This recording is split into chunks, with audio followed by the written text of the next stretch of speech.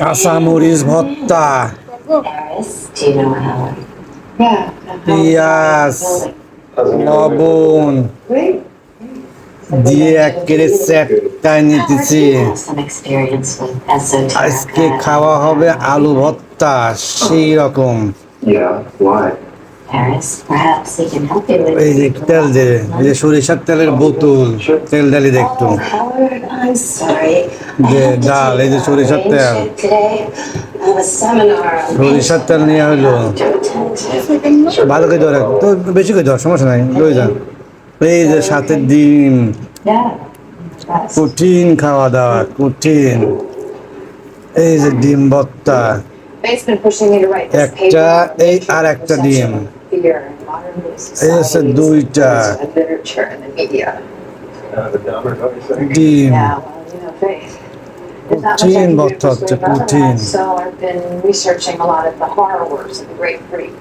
খাইলেই বুঝতে পারবেন। এই যে আলু মিক্সচার করে নিচ্ছি, দেখছেন আলু সিদ্ধ করা ছিল আগেই, আমরা যে মিক্সচার করবো আলু সুন্দর করে। আলু, ডিম, কাঁচামরিচ, লবণ, পেঁয়াজ একসঙ্গে দিয়ে আমরা ভর্তা করি, আর এইগুলা খাওয়া হবে গরম ভাতের সঙ্গে, সেই রকম ভাবে। এখনো হচ্ছে, ঠিক হয় না, আমরা আস্তে আস্তে লাইনে আনতেছি।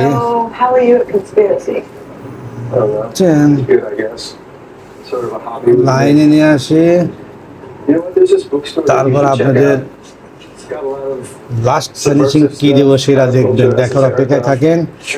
সম্পূর্ণ ভিডিও না দেখলে পরে আপনারা বুঝতে পারবেন না। আর একটু তেল দাও, তেল আর একটু তেল দেওয়া হচ্ছে, তেল আর একটু দিয়ে দিলাম আমরা। এই যে তেল, সর্বশেষ ঘি, এই যে দেখেন আড়ঙের ঘি, কঠিন। এখন দিয়ে দেব, খাওয়ার সময় যে কি মজা। এই যে ঘি, এই যে ঘি দেখেন, ফ্যানিশ ঘি কাকে বলে, সেই রকম কঠিন, কঠিন ভর্তা, কঠিন আলু ভর্তা, কঠিন হচ্ছে ঘি দিয়ে। 5 জনের জন্য 5 টুকরা, সুন্দর।